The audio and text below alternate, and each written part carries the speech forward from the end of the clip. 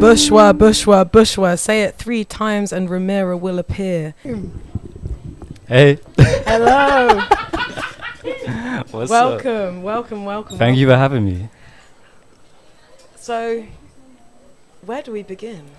There's a lot that has happened in the past, like, year.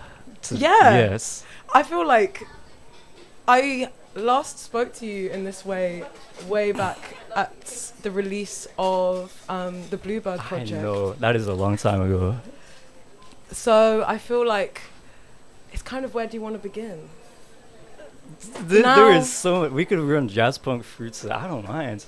We've been through jazz punk, so we've been from the Bluebird project, and that's kind of what I want to ask you about. Is my first question: how are you so consistent and make 3 fully developed, expanded world projects in 3 years? It's so funny. I don't know. I genuinely, I'm kind of just on go mode. I don't think about what I'm doing. I'm just like, look, I don't feel like I make music that often, but when I do make a song, it goes on a project. I make like 1 or 2 songs every month. Yeah, I'm but when I do make it, it's something I'm gonna finish and have out. So I've been like, okay, 1 song, 2 songs every month. That's between 12 to 24 songs every year. Albums are like 11, 12 tracks. Like, I have enough. Yeah. And it's all kind of still very much powered by you. Yeah, there's no like middleman or like difficult like processes. It's just me in my bedroom. I don't have speakers, I don't have a studio. I'm just like with my keyboard and my MacBook, and I'm just making it. So I guess that makes everything way quicker than trying to rent out a studio and yeah. I was talking to someone the other day. It's like, damn, it kind of costs like £200 to even release a song. It's like if you don't have those skills yourself, the mixing, the mastering, the studio. I want to ask you, can you describe?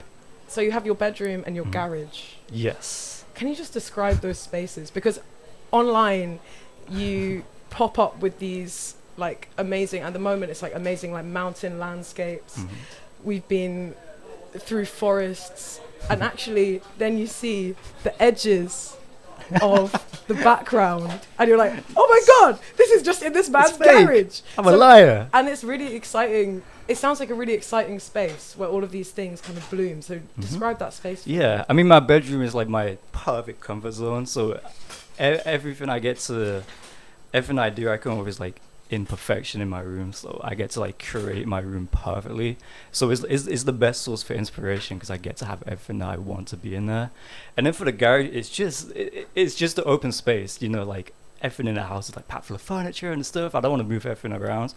So having the garage is just, it's an empty space. I get like free range of just bringing stuff in there, so I get to do anything. I feel like it's a nice development of the garage band in some way. Yes, it is. It's like having your own like giant like kind of film studio, because your projects are so cinematic. And I wanted to ask, how do the visual ideas come about when, or just the music, or what is that like? When do you have an idea? And I always have had this mad imagination. I think it's low-key something to do with like anxiety and the fact that we're so good at imagining things that haven't happened yet. Yeah. So we're good at making stories, and I'm really good at just I'm very visual, and I like movies more than I like music, I think. You like movies more than music? Yeah, I'm more passionate, or like I feel more intensely about watching movies than I do music. So everything that I make is visual. Everything is like a soundtrack to something I watch in a film. That's really interesting, because that kind of helps me understand how everything it almost feels like you just put it on the table and it's spread. I felt that about like jazz punk. It was jazz punk I could feel and see the places you were describing and the colors, and it felt very American for me. Like it was like American landscapes. I know you've probably heard that lots of times, but now you've come into a completely different landscape. Absolutely. Was that a conscious thing for you? It was a mix. I think going to America a few times made me appreciate what is here. I think we normalize everything, because when we're from somewhere, we just normalize everything. We don't bat an eyelid to anything. Yeah. But leaving it for like extended periods of time and going to different places in America, or like going somewhere in Europe, coming back to the UK, I'm like, wow, this is like, there is no place like the UK. And again, it's a very flawed place, but it's a place that I know. So it's going everywhere else and coming back, I'm able to point out like the key things that inspire me from where I'm from this time. And that's how I'm kind of delving a little bit more into the British aspect of my That's really stuff. interesting. And also like sonically as well, like you had Best Friend, which was really, just tell me a little bit about that video, because it was it was itself. It was a statement. It was like the coming out video. I was like, look, it's 2025, I'm doing everything that I need to get done. I'm doing my thing. So I was like, look, let's do the most authentic video. All the messages were just saying it with my chest. I wanted the everyone just to be said so loud. So that's what I did. So everyone was just in your face. The song was in your face. The video, every aspect was in your face. The color grading. It was just like an unapologetic good I'm morning. here. Yeah, hello. Yes. Sick. I feel like jazz punk and that release, it was like, oh my gosh, so much momentum was building, and now even more momentum is building. And I feel like we started this with like, how did we get here? What's going on? And I think a really nice way to maybe understand that better is through the songs that shaped that project. Yes. And so you've brought some songs with you that you were listening to through that time. And maybe that will help me understand. Right on, I agree. Take my brain into the garage and understand where the imagination came from. Right on. What's the first one that you'd like to talk about? We can run Truck Violence. Truck Violence. Yeah. Let me find it on the thing. Is it here? No. Where is it? Girl Before the World. Drunk to Death. Drunk to Death. There we go. Thank you.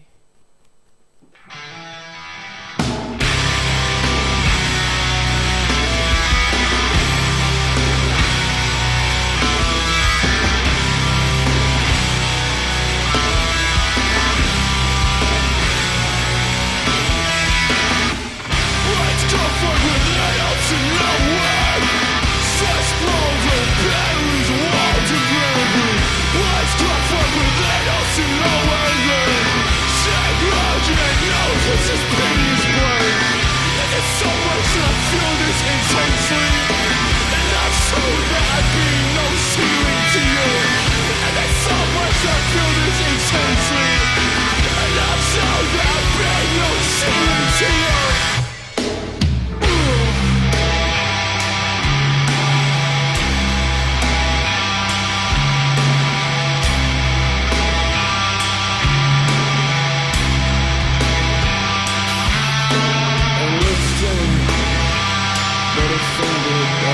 Vastness like silver bark fell to stone. How long though I not allow myself to know it,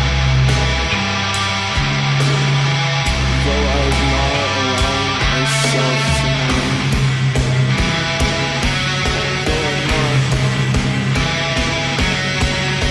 So tired of you asking me to react, and you asking me to be open.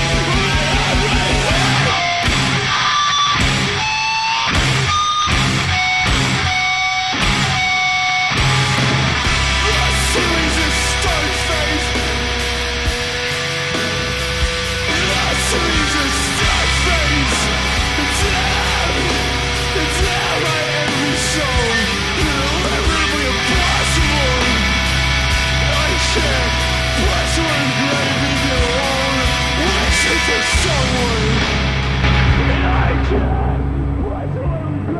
Thank you.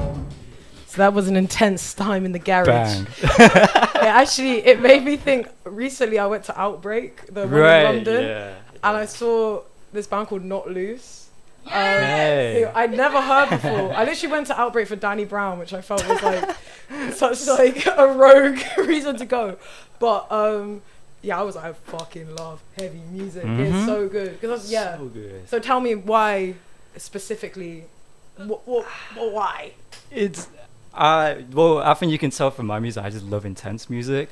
But okay, I saw Truck Violence live in Manchester. They're from Montreal. They're on tour in the UK, sick. and they're on tour.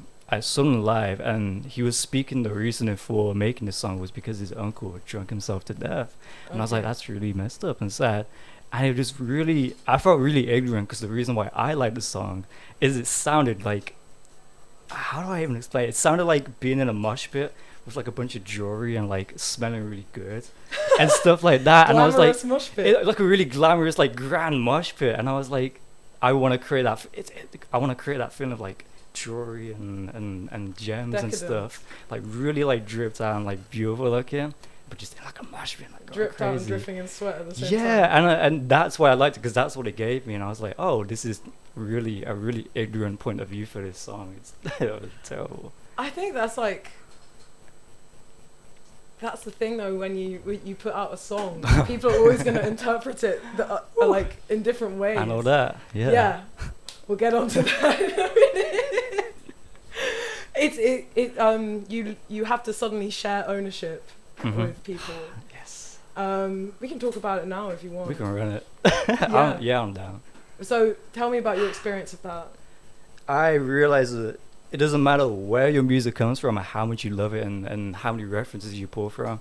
As soon as you put your music out, you have no control over how, not just the music, but how the music and yourself are viewed. You just have to run with it. You cannot control the narrative around your music. You just have to let it exist and see what people say. Was that really difficult in the beginning? Truthfully, it wasn't, because as soon as it started to move and the momentum started to go again, I was like, look, I know exactly what's going to happen. I kind of wrote down all the comments that I knew people were going to say. Like, what kind of I comments? Is this with your most recent? Yeah, with the last Maple-corn. Oh my days. The last Maple-corn, I loved the surprise of it. Thank you, because some people really didn't, but like it's meant to be. It's meant to be exactly how it is. So. Just let's paraphrase the story of the last Maple-corn for people who might be unfamiliar. I was listening to Best Friend, and I was like, I love the guitar tone of this, so I wanted to make another version of Best Friend. I did the guitar, I did the whole nu metal punk part first, and I was like, this is such an intense song. There's so much tension it needs to release. So I made that like really ego, like R&B, 90s R&B vibe. Did that. The song was finished in like January this year. I was like, okay, cool. And then I posted this snippet, without the drums of this song, on YouTube on this secret account that was meant to be known. It was only meant to be known and like talked about after the album came out. I was like, it's secret, look, it was in your face the whole time. And then you get to like look back through all this like archive stuff. And this fan account found it and made an ego edit to it. And then it just blew. And then everybody was arguing in the comments, being like, is it a Tyler song? No, it's Ramira. And then it just blew, and then people were making stuff to it, and then it kind of got out of hand, and I was like, okay. And then the song was even meant to be a single. Like the song was not meant to come out. It was meant to be as a part of the album, for the sake of people not knowing that with part. All of this intricate narrative which existed online and in the music. I know. That's so interesting. But also the thing that I've been learning is it's kind of amateur to plan a lot of stuff. You kind of really, especially now, have to just go with what's happening.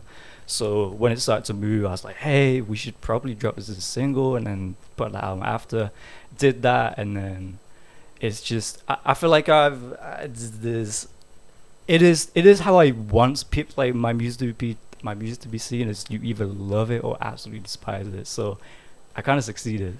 Yeah, I feel like I wanted to ask you a question, which is, I wanted to talk to you about Dynamite, and I felt like the Dynamite was really apt for that song, because you just like, you had, and the image that you have in the artwork or around the rollout for it, where it's like a beautiful mountain scene, and the mountain gets blown up.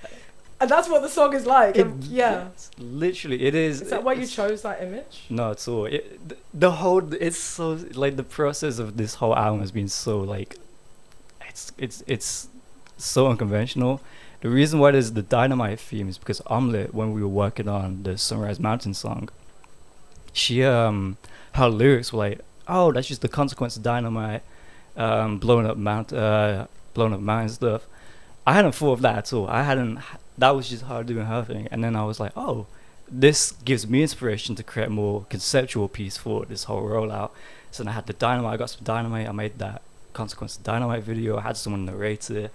And all of a sudden now there's this like theme and concept of like dynamite and mountains that was far from intentional. It's just Omelette inspired that. It triggered something. Yeah. Can you tell me a little bit about the consequences of dynamite and who that man is, and is he a gnome? Because he's mentioning food for gnomes, and then you are pink, and I thought that you might have interacted with gnomes. It's a very gnomish landscape. Just I want to know more about it. You want to know more?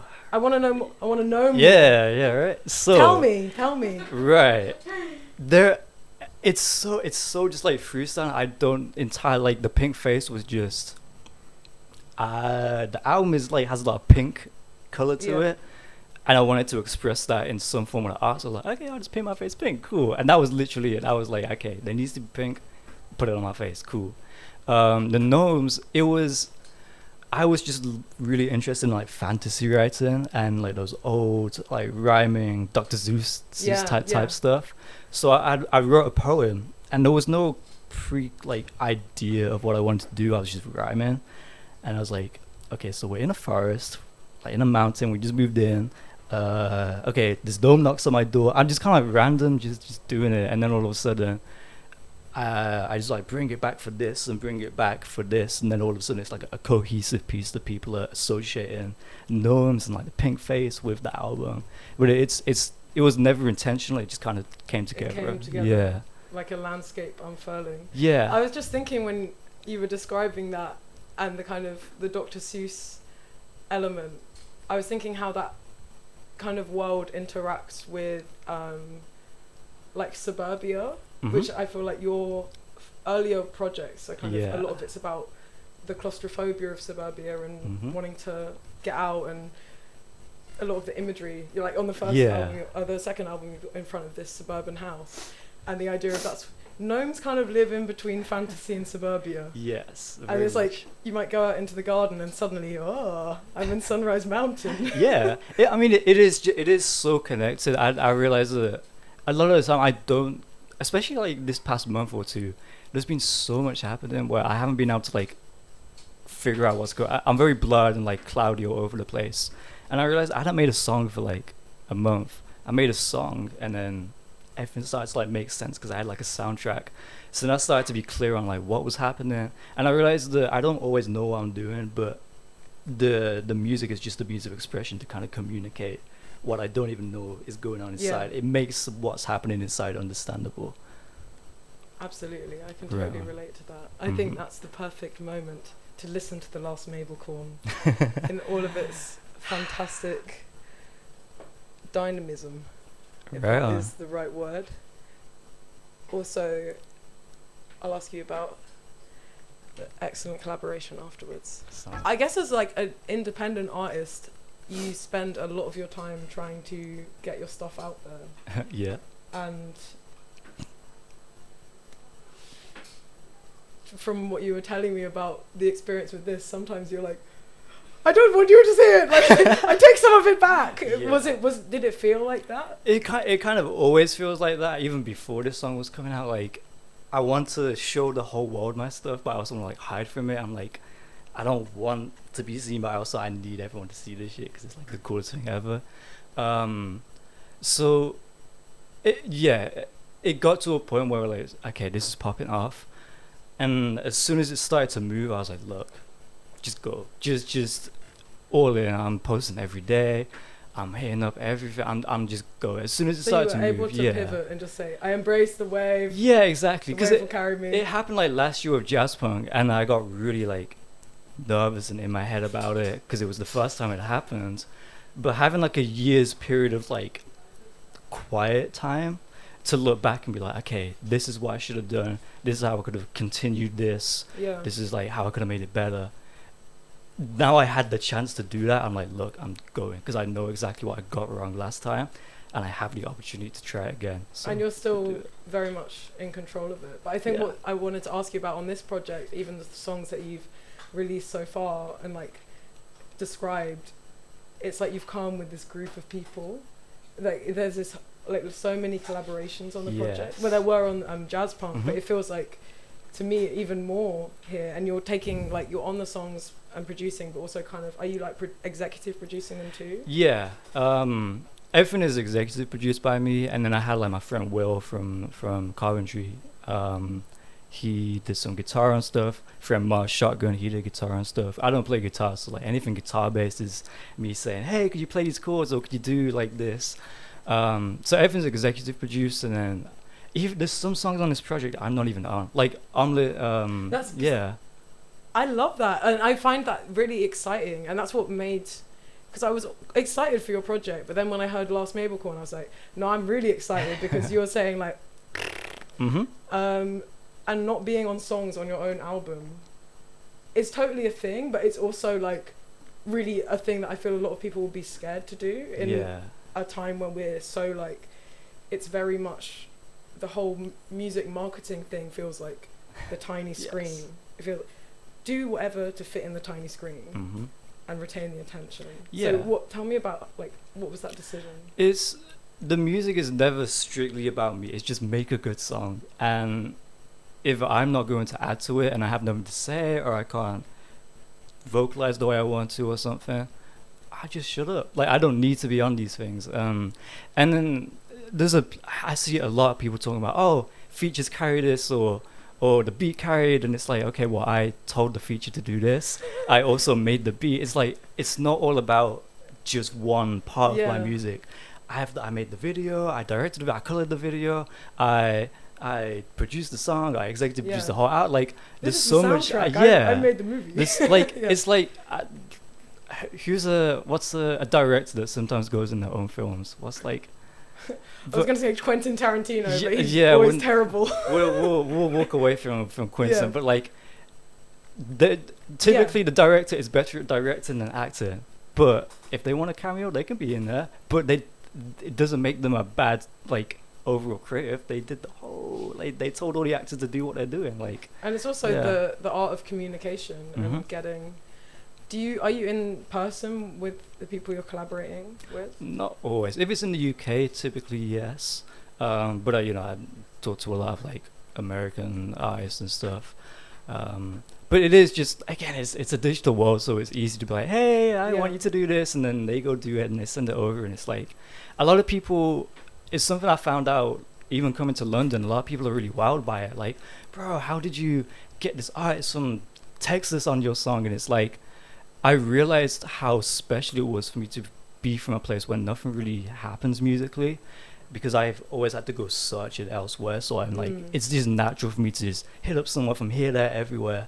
Whereas if you're kind of already in a local scene, a lot of people don't look outwards because they have everything there. Especially in London. Exactly. Yeah. So it's they don't need to, and I think that's something that's, I don't say it's damaging because it's great to have that. But I think it's very important to look outwards too, to just expand everything. Yeah. Absolutely. And I think that's where you get ideas that shake you off a bit and scare you and make you think, maybe I could do that. I think it's time to listen to some of Bushwa then. I think so. What should we begin with? Let's run Sunrise Mountain. Sunrise Mountain. Yeah. So the one that started the rollout. What's a good introduction to it? Do you want to say the story, or do you want to talk about it afterwards? There's no concept in Bushwa, but this is the rollout is conceptual, about like blowing up a mountain and going on a mission to blow up a mountain and cover like the album. But the actual album is just me throwing ideas at the wall, and this is one idea. I was listening to Stevie Dinner, Varnish Lipacine, and lots of Tyler. It's like a mix of those three. I think all of them, if you listen to all of those three artists, they will shine through like equally. But again, if you only listen to one artist, of course you're going to say no names mentioned. No names mentioned. But if you only listen to one artist, you're only going to hear one artist. But it song's great. Have a listen. Have a listen. Blow it up. Blow up the rule book. Woo.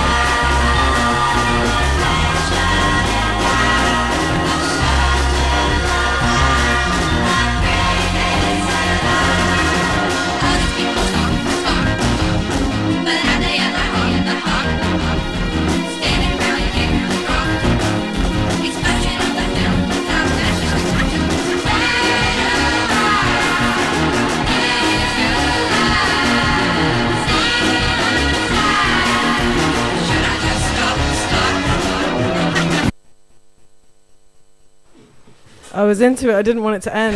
It's a short song. Yeah, we were just saying it was like it's like an intro, and that's Mhm. why I was doing lots of spinning. I felt like I was one of the characters. Fantastic. I want to ask a little bit more about. You mentioned the story of Bushwa. Mm-hmm. Can you tell me a little bit more about it? There isn't massively one The like visual on story. the for the rollout. Yeah, it is.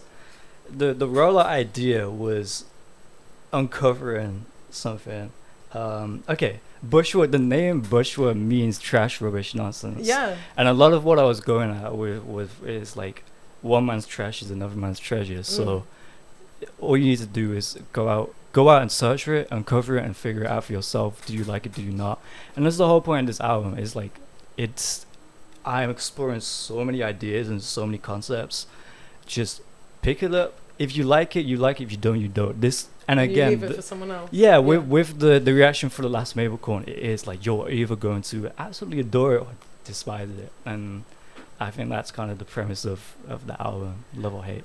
I think it's also the premise of life. I feel Real. like that's why you should be.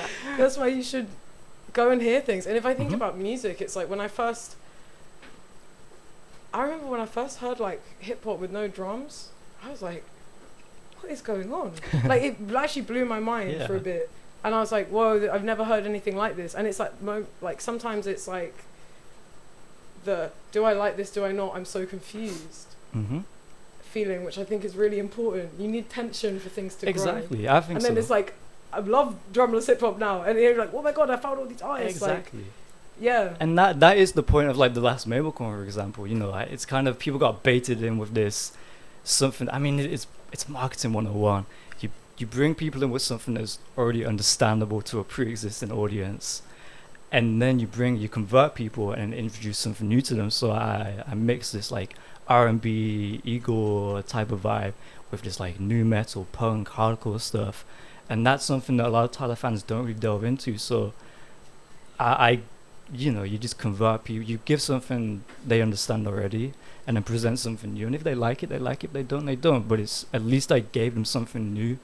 Other than some people that said it sounds like Def Camp, but again, if your only reference of punk inspired music is one song by Tyler, listen to a few more songs. Yeah, absolutely. And I feel like, do you find TikTok claustrophobic as a place, or do you enjoy it? I don't mind it. Yeah. I like the fact. I like the fact it's a tool for reach. I don't see much as like a portfolio or anything special. It's not like a legacy. Like we're going to forget this eventually. It's okay. That's why I kind of throw everything at the wall. I don't feel trapped to it because also like stuff goes well on YouTube and stuff goes well on Instagram, and it grows in so many avenues. So I don't feel like trapped in trying to make the It's TikTok just a algorithm tool. love me. Yeah. Yeah. So you don't feel like at the mercy of the algorithm. You put the dynamite on that too. Nah, Yeah. it's because the YouTube video for Sunrise Mountain did really well. So there's so many places it does well. That's good. That's really interesting. I wanted to ask you quickly do you watch David Lynch films? I haven't. Okay. I should. I feel like you'd like them. I They're very know. surreal, and I feel like, yeah, I feel like it I'm could be a very. nice collision of worlds there. I feel like my art style, from what I've seen of Twin Peaks, is very Twin Peaks like core. And I've never watched it. I'm like, what am I doing? I feel like it's like the mystery aspect and like the Pacific Northwest. It would mystery, make the so much sense- sense. The vague sense of dread, but also everything is quite aesthetically pleasing in a very That's me. cozy way. I do. Sick. I feel like it's the perfect time then to think about running away and exploring new places, Right like on. Notting Hill. Yeah, I was in Notting Hill last month with my friend Araya from California. They come over on like a solo Europe tour, and I was there. We saw the blue door. We saw the shop, which is converted into like this really like tourist trap like shop. Yeah. But yeah, Notting Hill. Is that related to that trip? Is that why you called it Notting Hill? Nah, yeah, this song was made like 2023, and the instrumental was really cool. And I needed like a quote at the start. I needed some like soundbite, and And I was like, yeah, Notting Hill. I watched it kind of recently. But I put that on. So It it's sounded about really the good. movie? It was, Oh, yeah. that's sick. I was like, is it about the movie, the carnival, or the play? Or Bay All at 66 skate once. park, this being the Sesh of retro. That's when I go to Notting Hill. Excellent. Don't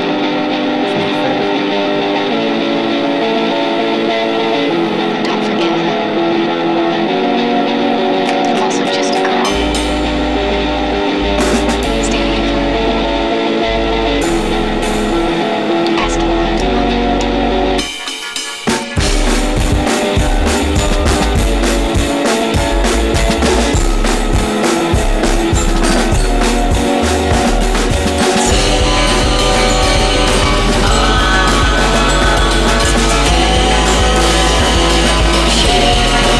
I got a chain on my neck and it says jazz pump. I keep it on me and I treat it like a spiritual. And when I got the head down, that's that fuck. I got motion, I'm sick of feeling pitiful. He ain't on the talk, he only cool in his room. Trying to leave the city, only cool in the bus. Everything I make, I gotta leave him in the dirt. When I wrote this one for you, I hope you hear him where it hurts. 'Cause I want to run anywhere far away and take away the arms that hold my head in shame.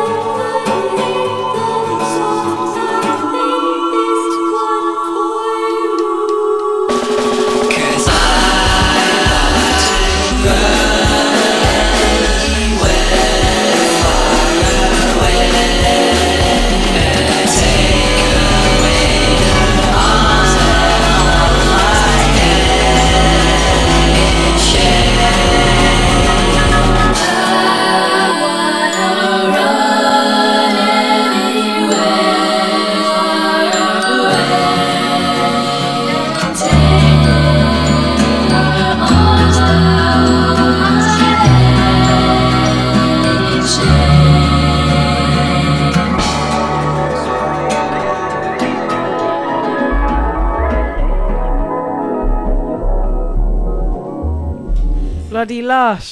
I love that song Lush. so much. What makes it you like it, that one especially? It's basically the whole Ramira stuff in one song. Like, it is the best representation of Ramira as a whole in one 3-minute audio. Is there words to describe that, or you just have to listen to the song? You just have to listen and watch the video too. The video is like already like the color grade in the environment. There's like everything. Yeah, it's very Quintessential. Ramira. Quintessential Yes. Ramira. It's like that is, if you want to get into what Ramira is, that is the video and song you're gonna listen to and be like, okay, do I want to like delve into this more, or do I just want to pass by?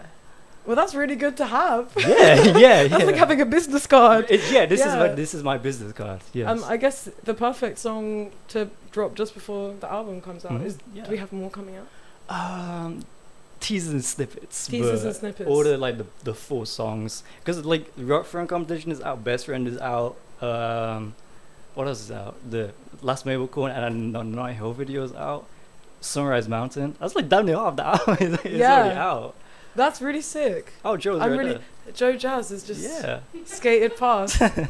He's ready. I wanted to also Yeah. ask you if you were gonna run away anywhere Far Anywhere. away.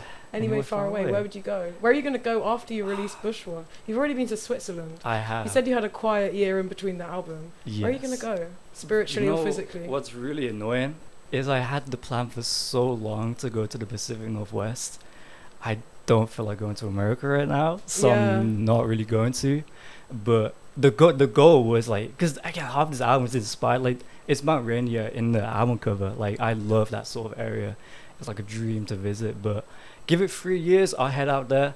Was that part of the reason, like the current political climate in America, of you wanting to move away from that as a key like a reference? It's kind of. I think it was like, yeah, it was like a mix of stuff. It was, yeah. I think a lot of times going places kind of changes your infatuation with places. Absolutely. So I became a little less obsessed. But I wasn't obsessed with it. I was just like, damn, like it Interested, looks really yeah. interesting. I need to see it for myself. But I think it was mostly just going these places made me realize what special of a like thing I had out here. Like public transport is like so awesome here. The NHS is pretty good. Yeah, I mean, like they really messed up like my nose. I can't breathe out my nose, but like Okay. at least they like it's free. At least it's free, you know. At least I don't have to pay for a bad nose. Like it's okay.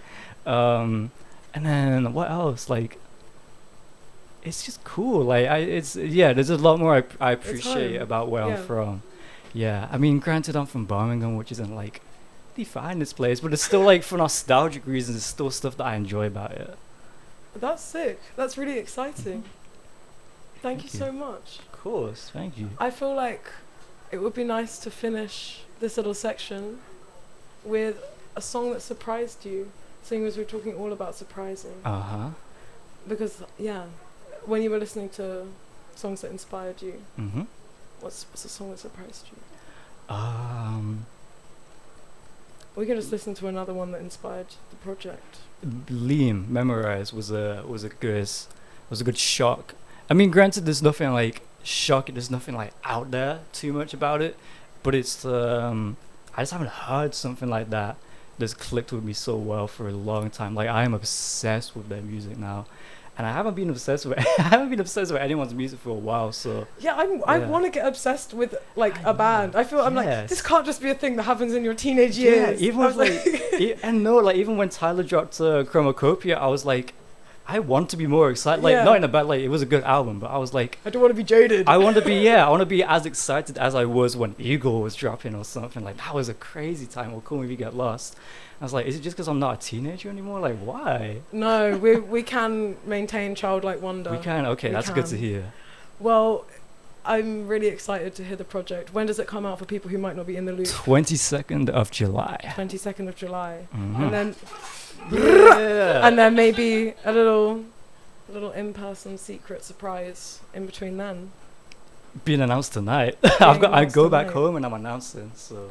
Wow. So yeah. I'll let you all ponder on what the surprise might be. But in the meantime, we're going to listen to Liam Memorize, and then we're going to listen to some Jungle from the 90s. Ooh, sounds good. And have a lovely afternoon. Thank you so much, Ramira. Let me give you a sweaty hug. Yay. Thank you, Karina. And Joe Jazz is outside. Big up Ramira. Big up Bushwa. Yeah, Bushwa. goodbye. Ramira disappears. Bushwa. I can't say it. But disappear. And reappear. Yay. That's how hard I'm doing. Yeah, I cannot.